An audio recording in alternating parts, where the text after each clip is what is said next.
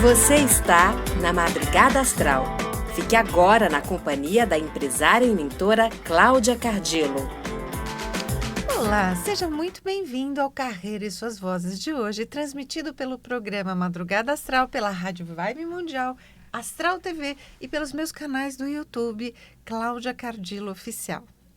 Hoje eu trago uma pessoa muito especial, que é recente na minha vida, deve ter mais ou menos uns 6 meses de contato em que a gente se aproximou muito, né?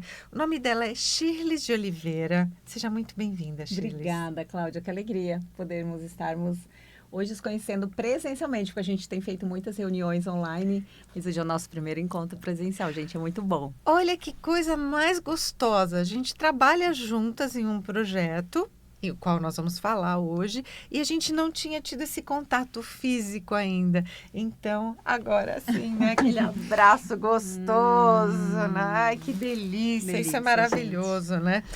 A Shirlys, ela é idealizadora da Virada da Felicidade, ela é Chief Happiness Officer e especialista em psicologia positiva, cultura organizacional e sustentabilidade humana, que vem levando a cultura da felicidade para dentro das organizações e da vida das pessoas. E é claro que com um currículo desse, quando nós nos conhecemos, eu já chamei a Shirlys para poder participar de um projeto.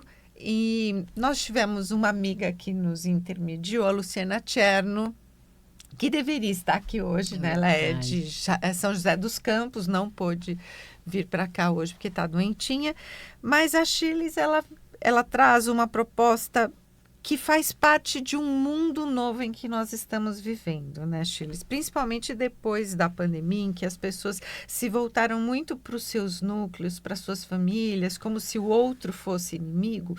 Nós precisamos agora resgatar, como já vem sendo falado nos últimos anos, a empatia, a escuta ativa e a gratidão. Como é que a felicidade ela se transformou no movimento da Virada da Felicidade? Boa pergunta, Cláudia. Em 2018, eu me encantei com a ciência da felicidade. E foi realmente um marco, uma virada de chave da minha mentalidade, entender que a felicidade se constrói, que a felicidade tem uma ciência por trás, que a felicidade, apesar de ser a busca primeira do ser humano, como traz Aristóteles, né? A gente não compreendeu muito bem como desenvolver habilidades para a felicidade. E vem, então, uma ciência que é ali dos anos 2000, criada pelo Martin Seligman, né? Considerado aí o pai da psicologia positiva, trazendo uma ciência que nos ensina, né, e que abre a nossa visão e percepção da vida com relação a esse tema.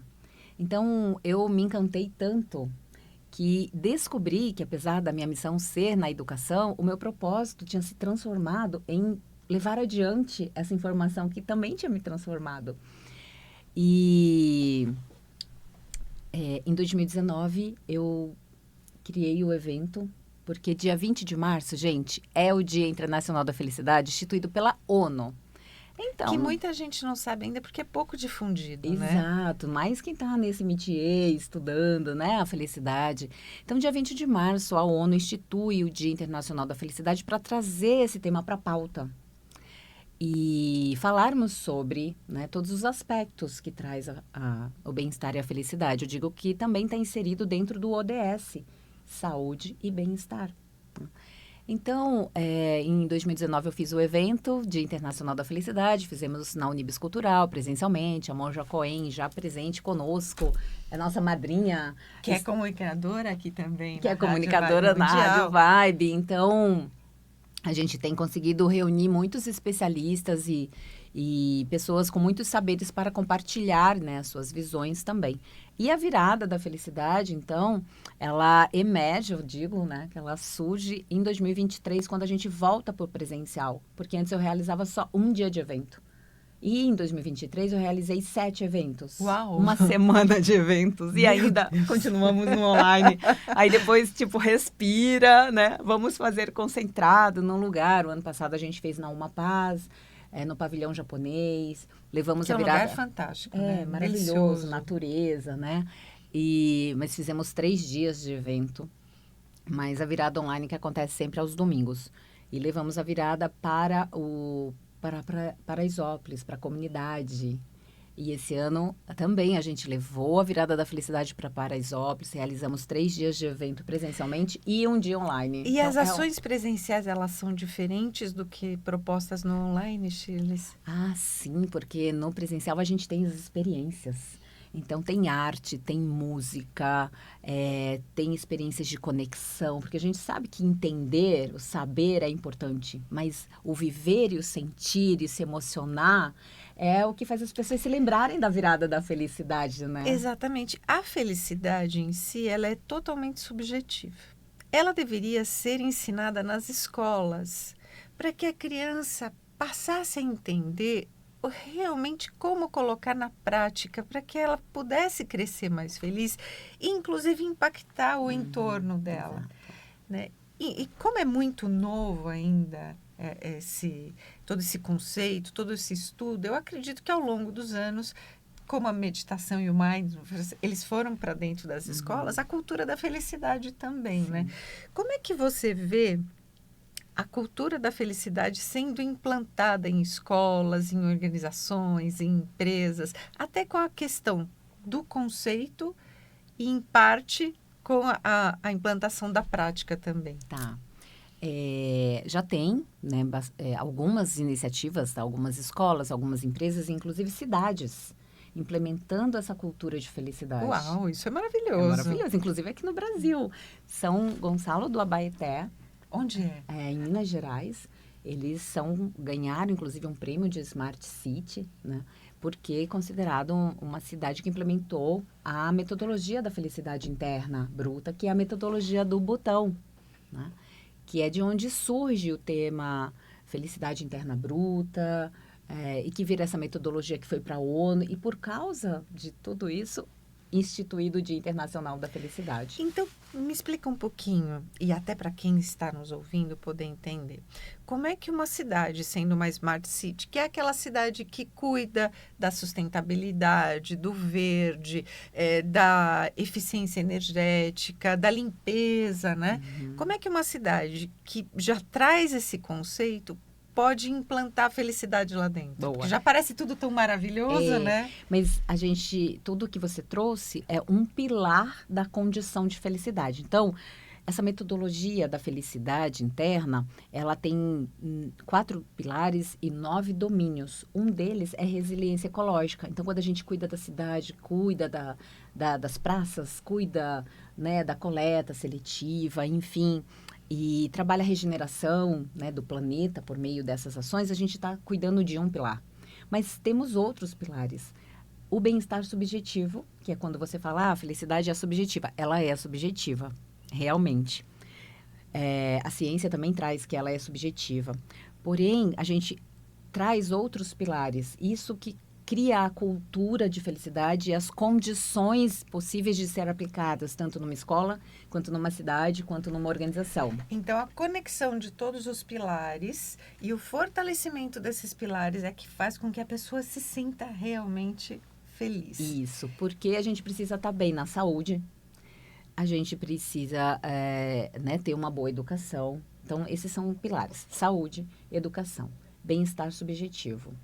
Vida comunitária, isso é uma coisa que a gente, né, pode perdeu um crescer. pouco nos últimos anos, a gente né? perdeu um pouco. A vida comunitária é um dos pilares, porque está conectado com a conexão social.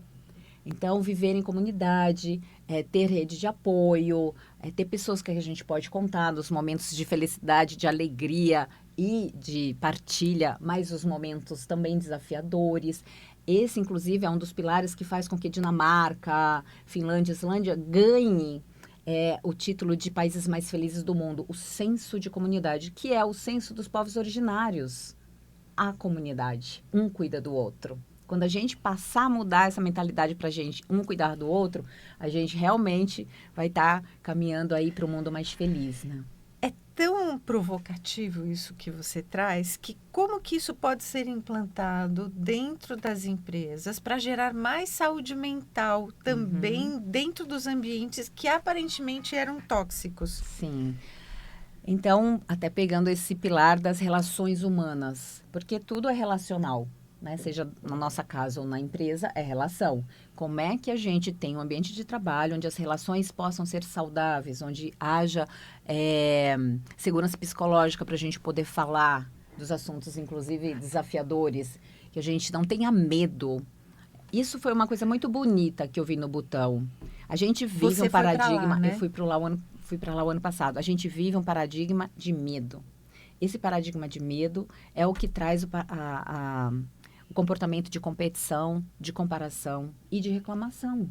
Porque não tá bom. Então, claro que a gente reclama. Então, trazendo para a prática dentro de uma empresa, quanto mais medo o líder, o gestor, imputar nas pessoas por causa de prazo, por causa de tarefa diária, ou por causa até do próprio ambiente, mais competição, mais desafio a gente tem relacional dentro da empresa. Menos performance a gente vai ter, né? Porque com medo você faz até o mínimo, você tá cheio de cortisol no seu corpo, né? Você não Adrenalina, né? Não dá o seu melhor. Estresse, né? Então, assim, trabalhar bastante, Trabalhar sob pressão. trabalhar sob pressão, né? A gente vai dizer que esse estresse, se bem mensurado, se bem equilibrado, com um ambiente de trabalho saudável, com lideranças saudáveis, com respeito, com transparência, com uma boa comunicação, a gente não ia adoecer.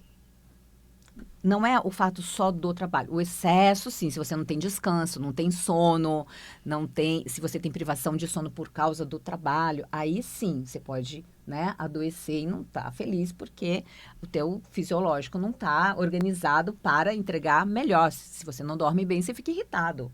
Com qualquer coisa, você transborda, né? Exatamente. A gota d'água. Mas se você trabalha lá num lugar que há respeito, lideranças saudáveis, que acredita e que te potencializa, que gera engajamento, porque você tem voz, porque você tem autonomia, porque você tem a sua responsabilidade, porque você faz suas entregas, mas que há o reconhecimento disso, esse ambiente saudável, é solo fértil para alta performance. Né? Agora, um ambiente onde esses aspectos são negligenciados, onde o humano não é visto como humano, mas como número. E essa novela isso Vale adoece. Tudo trouxe muito essa questão da humilhação que a pessoa sente no trabalho em vários personagens, né? Tanto no Freitas, que era o assessor direto do diretor da empresa, o superintendente da empresa, como na empreendedora, na Raquel, né? O quanto o ambiente tóxico vai minando aquela pessoa e fazendo com que ela mesma não enxergue as competências e habilidades dela, né? E foi por esse conteúdo maravilhoso que a Shirley traz que eu, junto com a Luciana, decidi convidá-la para fazer parte do nosso novo projeto. O Carreira e Suas Vozes está crescendo e ele também, além do podcast e talk show que eu tenho aqui na rádio, ele também virou um selo de livros, o qual a gente está fazendo uma coleção da felicidade. E a Shirley participa como coordenadora convidada, trazendo a cultura da felicidade e a saúde mental no trabalho dentro desse livro. E a partir daí, nós conseguimos trazer quase 30 coautores já, né? Para poderem falar exatamente de um assunto que ainda é muito novo no mercado, né, Shirley? Até porque a felicidade, ela traz muitos olhares, né? Como é que é para você, nesse momento único em que nós estamos vivendo juntas, né? Trazer tantas vozes que podem inspirar as pessoas, as empresas, as organizações, as escolas a fazerem uma reforma íntima e começarem a introduzir essa prática da felicidade dentro desses lugares. Ai, maravilha, Lu. Primeiro que foi um prazer, né, ajudar, contribuir para reunir quase 30 autores, feliz, né? muito bacana ver que essa inteligência social, essa qualidade das relações faz com que a gente atraia as pessoas certas para os projetos certos, né? Assim como eu atraio os especialistas certos para a virada da felicidade, os palestrantes, né? Os facilitadores também atraindo grandes profissionais para o projeto do livro. Cada um tem um olhar, cada um tem uma vivência, né? Tem uma experiência dentro do seu campo de atuação. Então, tem pessoas que atua como Chief Happiness Office, né, dentro de uma organização. Que é muito novo. Eu queria que você esclarecesse um pouquinho para quem está nos ouvindo o que é o CHOW. O CHOW é como se fosse o diretor de felicidade, é esse Olha que cargo, tudo! diretor de felicidade, é tudo ter isso na empresa. Né? Temos empresas que já temos a diretoria de felicidade, temos empresas que temos departamento de bem-estar e felicidade. Quais são? Você tem pelo menos umas 3 empresas que você possa citar que já implantam a cultura da felicidade? Sim, e no Brasil, gente, isso que é o melhor, né? A gente tem a Heineken com a Lívia Azevedo, que ela é realmente diretora de felicidade lá. Nós temos a Denise Save, que também tem um trabalho muito forte de felicidade na Chili Beans. A gente tem a Bruna Fezenda, que está no nosso livro, que trabalha, então, lá na BASF, é um departamento de bem-estar e felicidade. Então, a gente tem, sim, iniciativas bem sólidas já, que viram benchmark, né, para inspirar outras pessoas.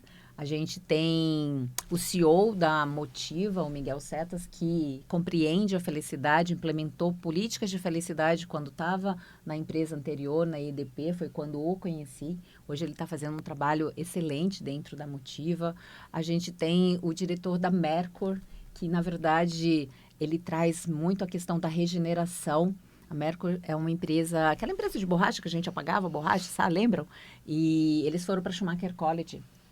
Eles têm um olhar de regeneração, eles mudaram o escopo do trabalho deles, mas trazendo todos esses valores. Então, quando a gente fala de felicidade, na verdade, Cláudia, a gente está falando de valores, que são a essência do ser humano, né, que está na nossa virtude como essência e que a gente foi se perdendo pelo materialismo selvagem, né? Exatamente. Em primeiro lugar, eu quero parabenizar essas empresas que já saíram à frente, já despontam, já são precursoras num assunto que ainda é tão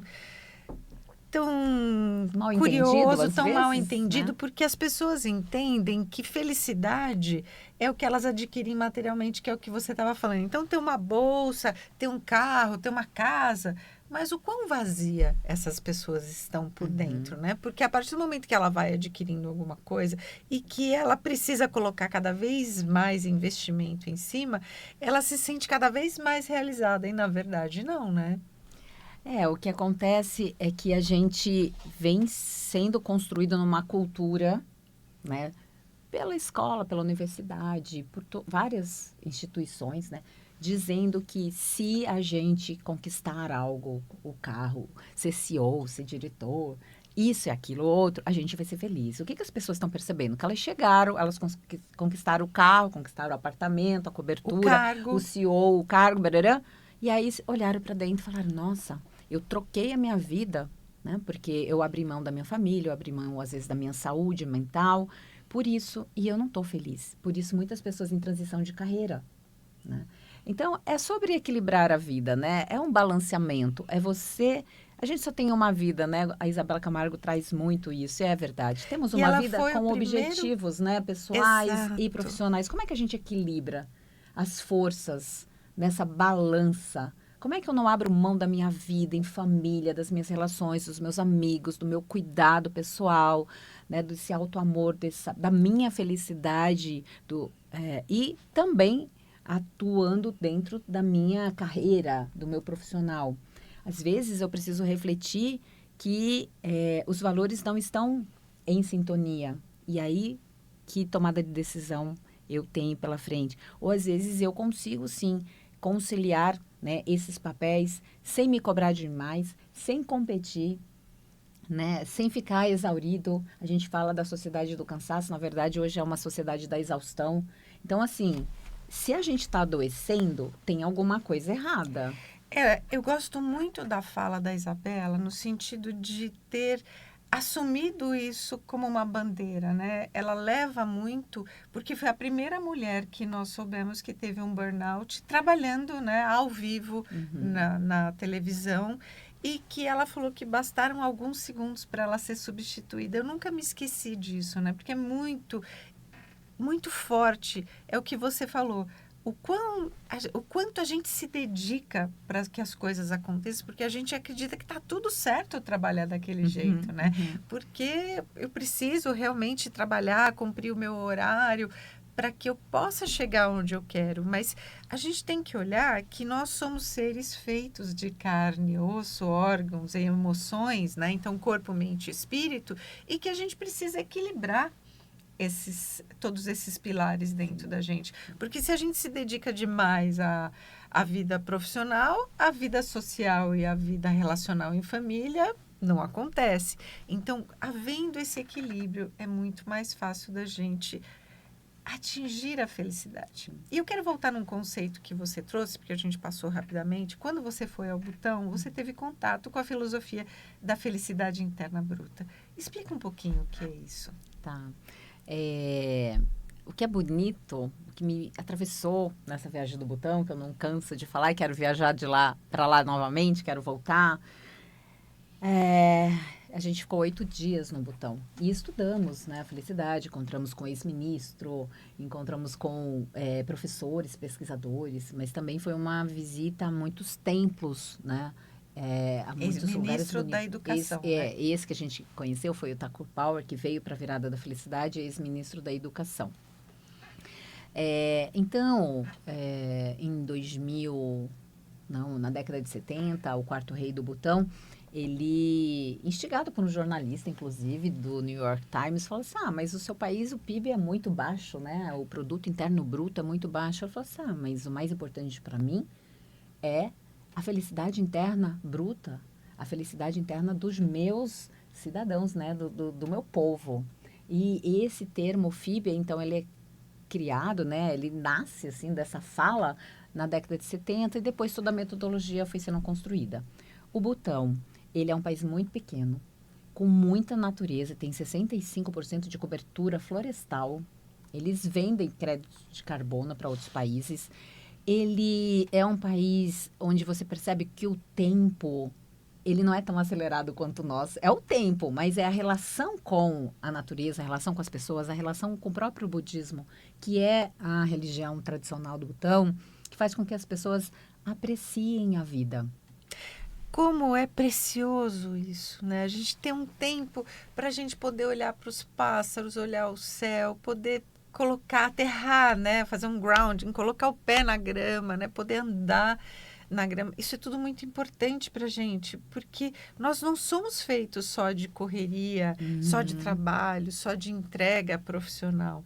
Nós somos feitos de elementos que precisam ter contato, né? Com a natureza, que precisam passar esse tempo, que muita gente fala que é um tempo de ociosidade, né? Que é um tempo perdido. Na verdade, não, porque é um tempo de conexão e reconexão que a gente está tendo com a nossa própria essência, né? Exatamente. Então, duas habilidades para a felicidade que eu vi muito lá, na verdade, posso dizer 3. Foi atenção plena, e isso está nas escolas. A gente foi visitar uma escola e foi lindo eu chorei muito, né, visitando essa escola. Todos nós que estávamos lá choramos porque vimos uma escola dedicada a mostrar esses valores, a manejar emoções, a mostrar atenção plena, a trabalhar com compaixão. Então, atenção plena, compaixão, né? E gratidão, que também é um tema que você fala muito, eu vi isso na prática, Cláudia. Na prática. E outra coisa que eu também trouxe aqui, o medo, né? Eu não senti isso. A gente não sente medo no Butão.